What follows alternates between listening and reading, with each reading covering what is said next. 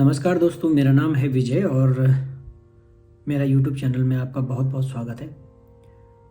आज मैं सुबह से और दिन तक की वीडियो नहीं बना पाया। उसका एक सबसे बड़ा रीज़न तो वही में है कि वर्कलोड ज़्यादा होने की वजह से मैं आज वीडियो नहीं बना पाया। कल तक भी नहीं बना पाया, थोड़ा थोड़ा बना रहा था लेकिन टाइम नहीं मिल रहा था, जिसकी वजह से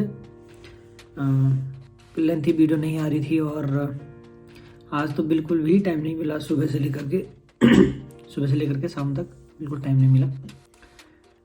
अभी रात को ड्यूटी पूरी करने के बाद मैं रूम पे आया हूँ, खाना पीना खा के अभी बैठा हूँ। और जो मैंने ये अपने आप से एक प्रॉमिस किया है कि मैं एवरीडे कोई ना कोई वीडियो अपने चैनल पे डालता रहूँ, कुछ ना कुछ अपडेट आपको देता रहूँ।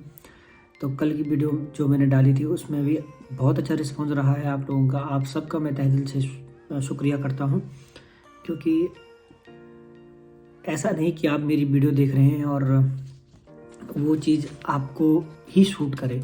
हो सकता है आपके कोई रिश्तेदार हो, कोई आपका जानने वाला हो जिसको कि इस चीज़ की ज़रूरत हो, और आपको जिसको लगता है कि जिसको नीड है उसको उस तक ये वीडियो पहुंचनी चाहिए। या मैंने अपना कॉन्टैक्ट नंबर भी दे रखा है और मैंने वो लिंक भी दिया था जहाँ से आप उस भी जगह पता कर सकते हैं। बाद और सारी भी क्वेरीज़ है, जैसे कि आप किसी भी कंट्री में अगर जॉब चाहिए आपको, तो मेरे को तकरीबन 15 साल से ज़्यादा का एक्सपीरियंस है और 10 साल से मैं आउट ऑफ इंडिया ही रहा हूँ। तो मैंने काफ़ी लड़कों को अपने साथ में लेके भी गया हूँ और मैंने काफ़ी लड़कों को अपने थ्रू या किसी और से बात करके या अपने जहाँ पे मेरे रिलेशन अच्छे थे, जहाँ पे मेरा लिंक था, तो मैंने वहाँ पे उनको भेजा भी है।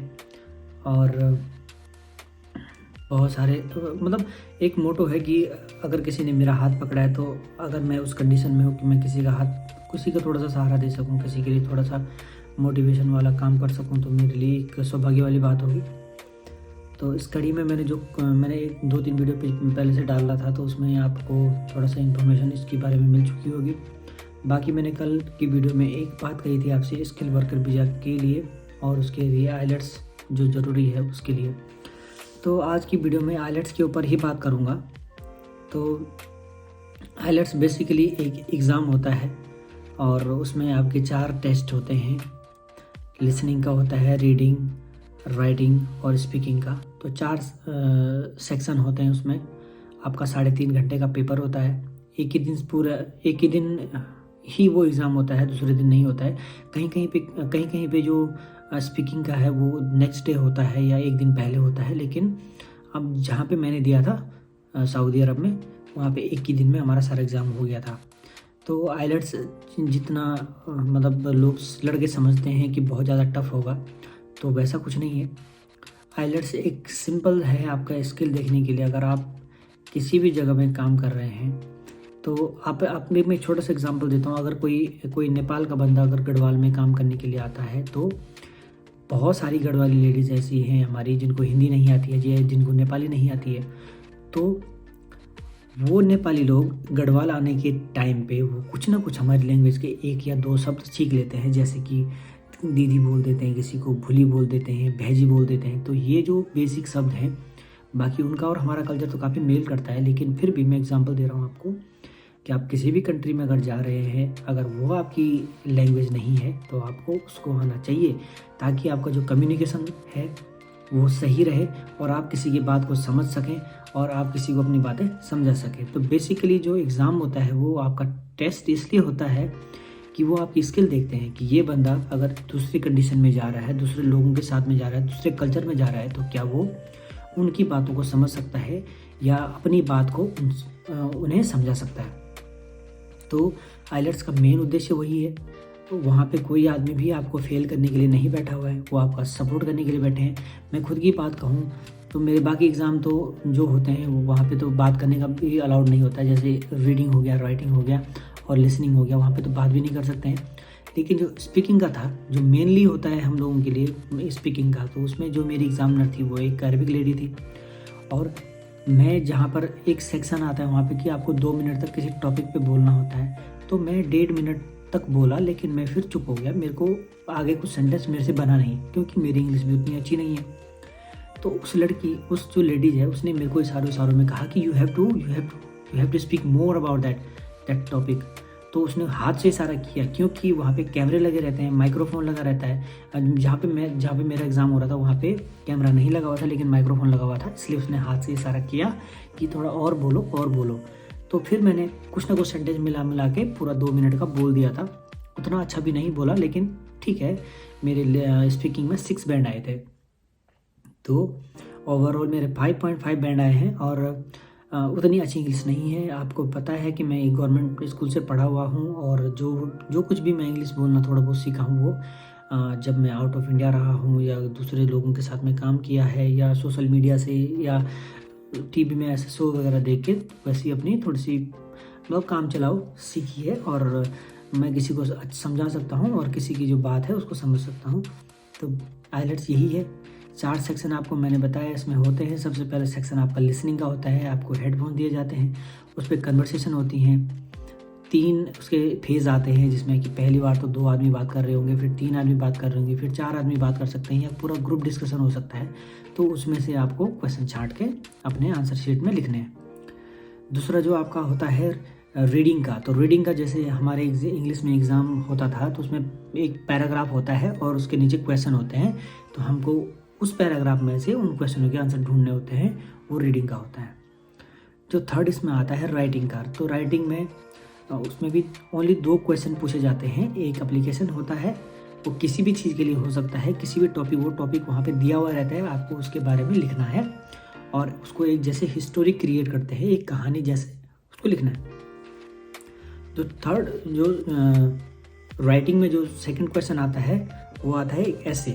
तो ऐसे तो सबको ही पता है, लेकिन यहाँ पे ऐसे का थोड़ा सा बड़ा रूप कह सकता हूँ मैं। हमने जो ऐसे लिखे हैं वो आता था कि गाँव पे लिखो या फेस्टिवल पे लिखो, वैसे वाले ऐसे हमने लिखे हैं। लेकिन अभी यहाँ पे हम लोगों को थोड़ा हमारा भी नॉलेज जानने के लिए वो लोग हमें कुछ टॉपिक देते हैं। जैसे कि मुझे टॉपिक दिया गया था पर्यावरण के ऊपर। तो आजकल का जो पोल्यूशन है वो हमारे पर्यावरण को किस तरीके से दूषित कर रहा है, और उस पर आपके विचार लिखने थे।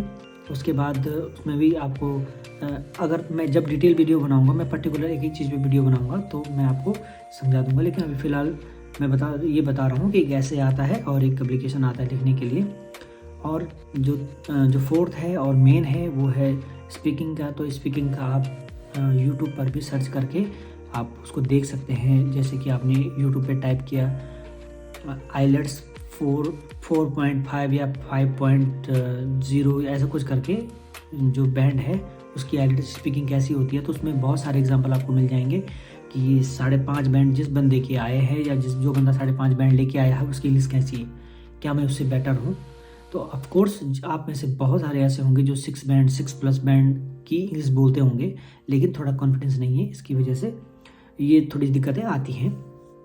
तो आइलेट्स एग्ज़ाम देने के लिए जो सबसे इम्पोर्टेंट चीज़ जो मैं आपको बताता हूँ, जो मैंने फॉलो किया है, वो सबसे पहली बात है कॉन्फिडेंस। आपको कभी भी अपना कॉन्फिडेंस डाउन नहीं करना है। कॉन्फिडेंस डाउन आपका तब नहीं होगा जब आपने बहुत सारे इंटरव्यूज़ दिए होंगे, लोगों से बात करने के टाइम जब आपसे कोई इंग्लिश में बात कर रहा होगा, तो आपने हिंदी में उसका जवाब नहीं देना है। आपने टूटी फूटी जैसी भी आपको इंग्लिश आती है, आपने इंग्लिश में ही उसका जवाब देना है। तो ये उसके 4 मेन सेक्शन हैं आइलेट्स के। और आइलेट्स के सेक्शन ये मैंने आपको बता दिए। इस पर अगर डिटेल वीडियो मैं बनाऊंगा, 1 by 1 बनाऊंगा कि राइटिंग को हम कैसे सॉल्व कर सकते हैं। मैं आपके सामने, अगर मेरे पास उस तरीके के इक्विपमेंट कुछ रहे, तो मैं आपको अपने लैपटॉप पे भी जो उसका जो राइटिंग का है, रीडिंग का है और लिसनिंग का है, मैं उसका एक सैम्पल पेपर भी सॉल्व करके आपको दिखाऊंगा, तो आपको बहुत और इजी हो जाएगा। वैसे यूट्यूब पे बहुत सारे पेपर पड़े हुए हैं, बहुत सारी इन्फॉर्मेशन यूट्यूब पे पड़ी हुई है, क्योंकि मैंने कोई कोचिंग नहीं ली है। मैंने भी 1 महीना केवल यूट्यूब पे ही वीडियो देख करके उस चीज़ को क्रैक किया था, और 1 महीने में मैंने अपना एग्ज़ाम क्लियर किया था। तो मैं अपनी पढ़ाई नहीं कर रहा हूँ, बस मैं आपको थोड़ा ये मोटिवेट करने की कोशिश कर रहा हूँ कि अगर मैं कर सकता हूँ तो आप भी कर सकते हैं। तो आज की वीडियो बस मैं इतनी रखता हूँ, क्योंकि बड़ी वीडियो हो जाने से मुझे नहीं लगता है कोई बंदा इंटरेस्ट लेगा। लेकिन ये आइलेट्स की इन्फॉर्मेशन थी। अगर कोई बंदा प्रॉपर तरीके से यहाँ पे स्किल वर्कर भी जाना चाहता है, उसकी कोई दिक्कत ना हो। जैसे कि मैं यहाँ पे आया हूँ, तो मुझे एटलीस्ट 3 साल तक तो कोई हिला नहीं सकता है। मैं अपने प्रोफेशनल वे में आ रखा हूँ और मुझे कोई दिक्कत नहीं है। फिर मैं अपना वीज़ा रिन्यू भी कर सकता हूँ, यहाँ पे जॉब भी ढूंढ सकता हूँ। तो ये है।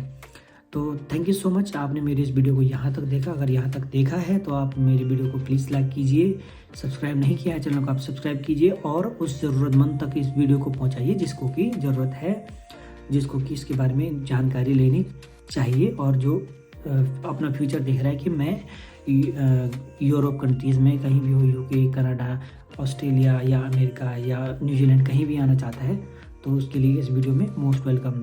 So thank you so much guys, आपने मेरी वीडियो को यहाँ तक देखा, आपका बहुत बहुत शुक्रिया और इसी तरह के मेरे को प्यार देते रहिए। Thank you so much. जय जय, बाय बाय, गुड नाइट, जय हिंद, जय भारत।